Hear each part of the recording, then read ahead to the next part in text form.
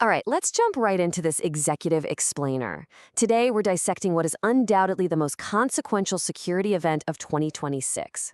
Look, this isn't just another routine breach we're talking about. We're looking at a fundamental, completely irreversible shift in vulnerability economics, all sparked by a flaw we're calling CopyFail. I want you to just think about the number 732 for a second. That is exactly 732 bytes of pretty standard Python code.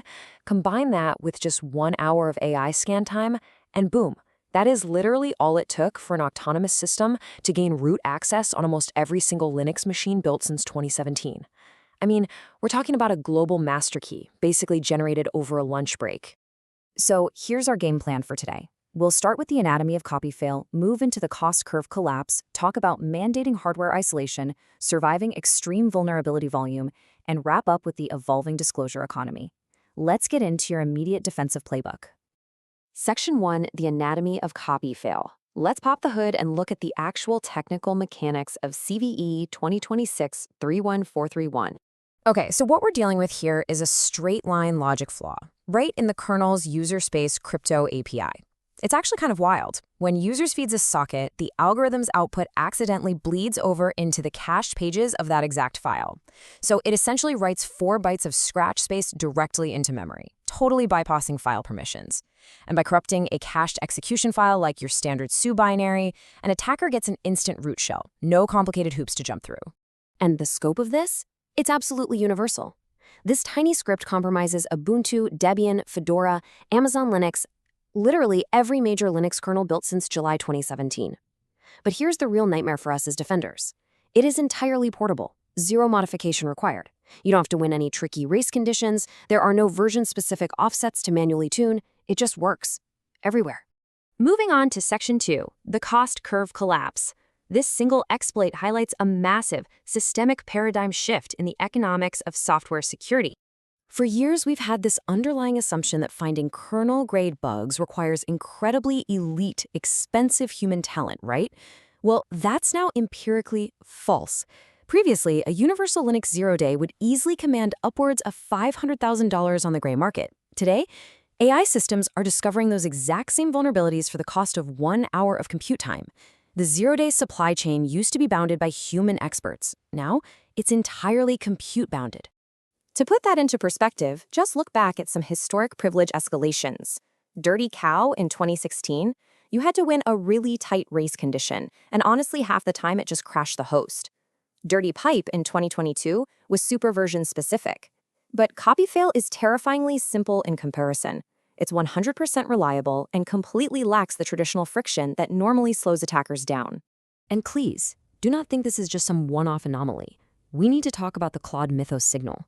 Anthropic actually withheld their preview model precisely because it was autonomously discovering thousands of zero-days, and over 99% of them were completely unpatched.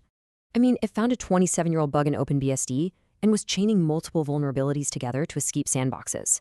The capability to essentially mass-produce zero-days, it's already broadly distributed across the frontier AI labs. Section 3, mandating hardware isolation. Now that we understand the threat, let's talk about the architectural mandate you need to execute like yesterday. Because the page cache is shared on the host, any environment that relies on shared kernel multi-tenancy is now severely compromised. If you're running shared kernel Kubernetes nodes, CI/CD runners, or any multi-tenant cloud systems, you are exposed. A compromised container using CopyFail can trivially write into the host's page cache. That means container-to-host escapes aren't theoretical anymore, they're an operational reality. So there is a single guiding principle we have to adopt right now. Namespace boundaries fail, hardware boundaries hold. The actionable takeaway for your enterprise architecture is completely non-negotiable at this point. You've got to immediately migrate untrusted workloads off of shared kernel containers and move them into hardware virtualized isolation. We're talking tools like AWS Firecracker Micro VMs or gvzar. Section 4, surviving extreme vulnerability volume. Your entire security strategy has to evolve, or you aren't going to survive what is basically a Y2K equivalent volume of continuous zero-day disclosures. The structural reality we're facing is pretty stark.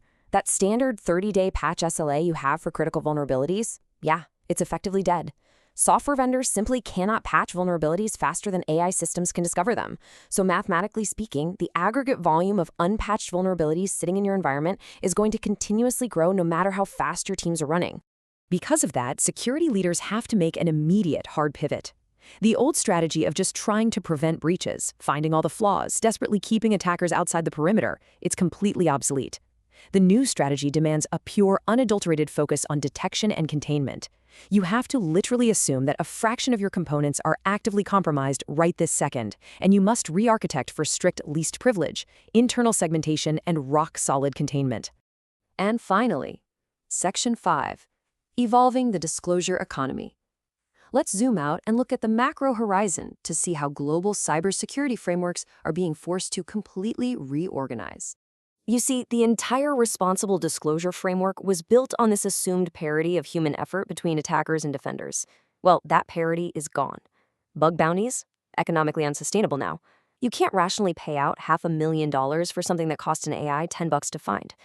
Those standard 90-day disclosure windows are actively compressing down to days.